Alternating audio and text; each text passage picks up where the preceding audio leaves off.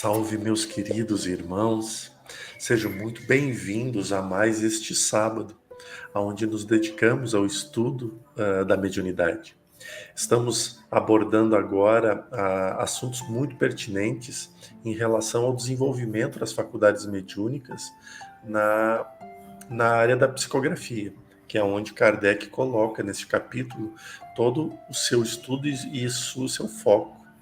Para isso estamos aqui, Robson e eu, e dispostos a tentar esclarecer a nós mesmos e também poder ajudar nas dúvidas de vocês. Robson? Muito bem, nós estamos estudando o livro dos médiuns, na parte 2, capítulo 17, que tem título Formação dos Médiuns. Kardec está falando sobre, especialmente, psicografia, né? Médiuns psicógrafos.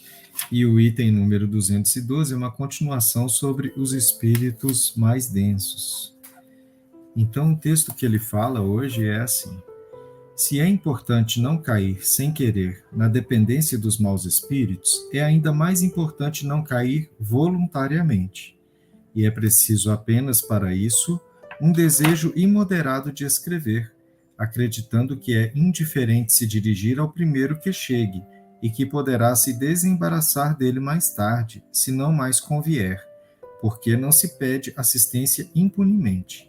Para o que quer que seja, a um mau espírito que não se acabe por pagar caro por seus serviços. Algumas pessoas, impacientes em ver desenvolver a sua mediunidade, muito lenta em sua opinião, tiveram a ideia de chamar em sua ajuda um espírito qualquer, mesmo que fosse mau, contando dispensá-lo em seguida.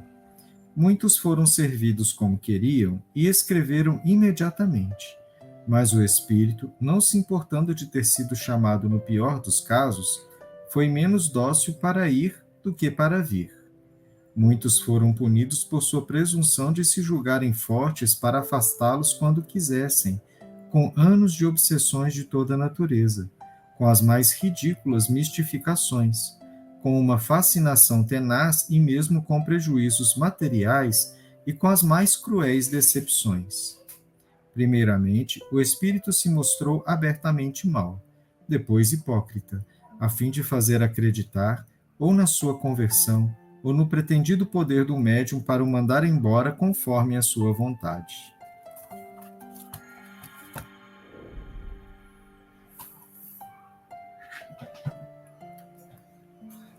Esse assunto é tão amplo, que a gente poderia ficar muito tempo falando, não apenas em relação à mediunidade, mas a toda a forma de trabalho de envolvimento com a espiritualidade. Como eu sempre reforço, a mediunidade ela não é para curiosos. A mediunidade ela exige muita dedicação, porque nós precisamos entender que ela só expande, amplifica aquilo que já há em nós. Havendo bondade, amplia-se a bondade. Havendo caridade, amplia-se a caridade. Havendo orgulho e vaidade, amplia-se o orgulho e a vaidade. A mediunidade é esse processo, né, que amplia aquilo que há dentro de nós. E eu chamo isso de catalisador, né? Ela é um catalisador daquilo que há em nós. Então, eu já vi muitos médiuns aceitar qualquer trabalho, invocar qualquer espírito para começar a desenvolver as mediunidades, já sabendo que é mais fácil estar com aqueles que estão perto de nós, então chama-se eles para o trabalho. E isso, 90 e tantos % das vezes, acaba virando uma obsessão complexa, porque não foi um encontro programado, foi um acordo realizado. Você me ajuda aqui. E os espíritos, quanto mais imperfeitos eles forem, mais ardilosos e artimanhas eles têm. Então tá, eu te dou isso, mas o que você me dará em troca? Então começa-se o grande processo das mistificações. espíritos se passando por outros e cada vez acercando o médium mais da sua vaidade, do seu orgulho, fazendo com que chegue o ponto em que ele rechace qualquer crítica. Qualquer pessoa que traga uma sensatez, ele passa a criticar.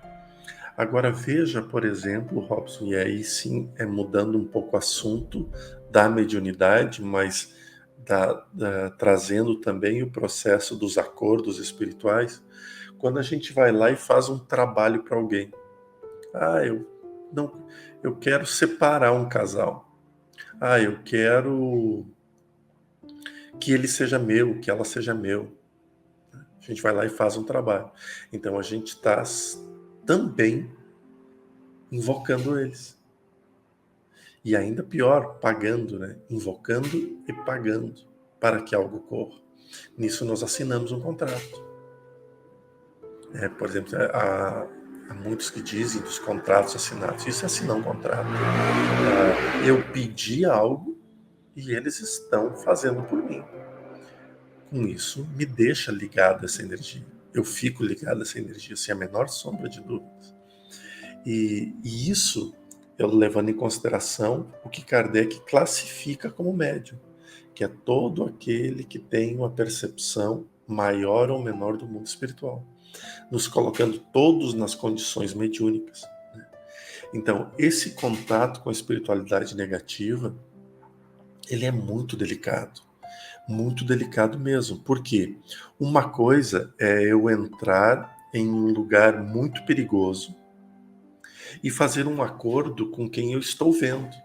Então eu sei que ele está armado até os dentes, eu sei do histórico que cometeu muitos crimes, e eu estou ali frente a frente conversando. Eu estou vendo. Outra coisa é eu chamar alguém que eu não vou ter acesso. Trabalhar com as sombras invisíveis. Pode falar, Robson. Eu acho que no primeiro caso, né, da pessoa que está procurando desenvolver mediunidade a qualquer preço, ela esqueceu de se fazer a pergunta, né, de para quê? Porque a questão é assim, a mediunidade é uma ferramenta, a mediunidade não é uma finalidade, né? Não é como se fosse assim, vou desenvolver a minha capacidade mediúnica. Quer dizer, é como se eu tivesse desenvolvendo a minha capacidade de tocar trompete, ou desenvolvendo a minha capacidade de fazer uma tarefa, né? De dirigir. Mas eu estou dirigindo para onde? Eu estou dirigindo o carro de quem? Né? Eu estou tocando trompete, qual tipo de música, para qual público, né? Então, a mediunidade é uma ferramenta, uma habilidade que você está aprendendo, você está aumentando a sua sensibilidade, né? E você está aumentando a sensibilidade para quê? Então, se você está com pressa de desenvolver aquilo, é de se perguntar, né? Assim, você está com pressa para aplicar isso em quê? Por que tanta pressa, né? Quer dizer que a pessoa tem um outro objetivo que não é só aumentar a sensibilidade. Então, à medida que a pessoa está nessa pressa e ela começa a fazer acordos, né, de desenvolver o espiritual de uma maneira inadequada, ela está se associando com energias inadequadas, né? Porque essas energias que têm pressa nunca são as energias dos mentores ou das forças do alto, né? As forças do alto não têm pressa. Você vê que a última coisa que eles cobram da gente é que a gente atenda os desejos deles. O que eles falam é: a sua necessidade é para ontem, a sua tarefa está ficando para fazer, você está perdendo seu tempo, né? Daqui a pouco termina a encarnação, você não fez nada. Então, a pressa é muito mais nesse sentido do que no sentido de um final, né? De uma utilidade que aquela faculdade vai trazer. Isso é como se fosse um caminho, né? E na segunda, a situação que você está citando, né, de alguém que usa o poder espiritual para conseguir coisas, passar um concurso, né, a gente brinca de chamar a Madame Soraya, né, de consultar com alguém com esse objetivo espúrio de chamar as pessoas. Eu uso esse nome porque realmente na minha cidade tinha uma pessoa X que usava esse pseudônimo, né, de Madame Soraya para poder fazer a propaganda dos atendimentos, e eram atendimentos que tinham trabalhos mesmo e tudo. mas a pessoa está usando esse poder espiritual para mudar o livre-arbítrio dos outros. E isso é uma das únicas coisas que realmente traz um tipo de compromisso que depois você vai ter que resgatar no sentido quase que de um castigo, porque é como se você torceu uma lei do universo. Você vê que o próprio Deus não faz isso. Ele coloca as opções na tua frente e fala: livre-arbítrio teu, meu filho. O que você decide fazer, né? E aí a pessoa está torcendo o livre-arbítrio dos outros, e isso fatalmente vai ter uma consequência muito grande em termos de peso energético para essa pessoa, né? Porque o que ela vai conseguir não é uma coisa natural, é uma coisa que ficou uma distorção na teia do universo em volta dela. E ela vai ter que desfazer essa teia, né? No sentido de refazer o equilíbrio das coisas. E se ela usou o poder espiritual para isso, o compromisso vai ser espiritual, né? Do mesmo modo que se eu usar o meu poder mental e fazer uma trama, ou fazer uma estratégia lógica para poder enredar as pessoas, né? E depois eu vou ter uma teia mental, né? Uma teia que eu vou ter que usar a minha inteligência para desfazer aquilo ali. O mesmo vale para a emoção, o mesmo vale para a força. Eu usei a força, espanquei a pessoa para obrigar ela a fazer. Depois eu vou ter um desequilíbrio na minha energia física, né? Então tudo isso é como se fosse uma resposta do universo, não como se fosse um castigo, né? E aqui Kardec fala isso de uma forma muito clara, né? As pessoas são punidas por sua presunção de se julgarem fortes para afastar esses espíritos quando querem. Eles não estão entendendo o tipo de ligação que estão fazendo, né? Quase igual a pessoa que não entende direito quando vai lá no agiota e fala o seguinte: me dá uma grana. Ele fala assim: claro, te dou a grana, com todo prazer. Mas é porque depois você vai ficar enrolado nele o resto da sua vida, né? Quanto tu precisa. É isso, né? Quanto que tu precisa para te enrolar. É isso. Agora, que tem que fique muito claro, isso que nós estamos falando, de maneira alguma é criticando trabalhadores que vivem disso. Nós não estamos criticando, né? Cada um com suas escolhas. Eles continuam sendo nossos irmãos e escolheram o caminho, e eu não sou ninguém para dizer se o caminho é certo ou não, né? Eu só sei que não é o caminho que eu quero trilhar, mas não é julgando. Há inúmeros médios que trabalham com isso e têm meu respeito, né? Não quer dizer que com isso eu vá fazer, eu concorde, não, mas eles possuem o meu respeito. E porque a escolha é deles, o livre-arbítrio é deles, né? E agora, o que nós estamos falando é quem procura. Nós não estamos falando de quem trabalha, a gente está falando de quem procura, porque nós estamos falando do nosso desenvolvimento da mediunidade. Nós estamos falando do nosso contato com o mundo invisível. É disso que nós estamos falando. Nós não estamos falando dos médiuns que trabalham, a gente está falando de como a gente desenvolve as nossas faculdades mediúnicas. E aí, Divaldo Pereira Franco, ele tem uma obra muito incrível, e ele fala muito sobre isso, que é a mediunidade com Jesus. Ele frisa muito, né, esse ponto, mediunidade com Jesus. Porque tem um livro dele que eu até não tenho aqui em São Paulo, eu preciso trazer para cá, que é Mediunidade, e eu não lembro a outra parte, e que é uma foto, né, de uma estação de trem, e metade da foto é preta e branca e a outra metade é colorida. Mas é a mesma foto, só que uma parte é preta e branca e uma parte é colorida, mostrando que a mediunidade é como nós enxergamos ela. Se nós enxergarmos em preto e branco, ela será em preto e branco. Se nós enxergarmos em colorido, ela será colorida, né? Mas ela não é uma determinação, é como a gente quer enxergar. E isso é muito importante nós entendermos, porque nós somos ansiosos. Veja no filme de Divaldo Pereira Franco, aonde demonstra... Aproveitei e coloquei aqui no Google bem rápido, mediunidade, desafios e bênçãos. Isso aí. É um livro muito bom, eu já li ele, muito, muito bom mesmo. E você estava falando do filme. E aí ele levou muitos anos junto de Joana de Ângeles, escrevendo com ela mesmo escrevendo, e chega um determinado momento da sua vida, que, se não me engano, na casa dos 60 anos, que ela disse: agora, tudo que nós escrevemos, jogue fora. Aquilo só foi um treino. Começamos o trabalho agora. E nós estamos falando de um espírito elevado, um espírito esclarecido, dizendo que o trabalho que ele fez antes, inclusive por ela, não era para ser publicado, porque aquilo era apenas um treino. Isso demonstra a paciência que o médium precisa ter no seu desenvolvimento. É claro que a gente vê assim inúmeras mediunidades. E o nosso canal aqui é muito pequeno, mas eu sei que muitas pessoas devem pensar: como é fácil, né? A mediunidade de Jordelê é fácil, vai lá, dá passividade, tá pronto, tem contato com a espiritualidade, isso.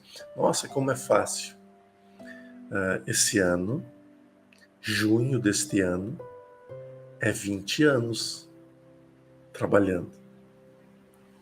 Então, 20 anos trabalhando é muito estudo, é muita dedicação e é muita entrega.